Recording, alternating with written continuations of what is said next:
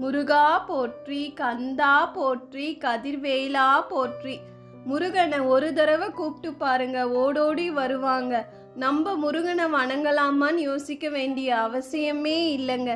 நீங்க யாரானா இருங்க, நல்லது கெட்டது எதுவுமே இல்லைங்க. தன்னுள் தானாகவே ஏற்ற பிறகு, நீங்க முருகனா மாறிய பிறகு அவன் வருவாங்க. நீங்க யாருக்காச்சும் கெடுதல் யோசிச்சாலும் சரி, அப்போ வந்து நிப்பாங்க. யாரா வந்து நிப்பான்?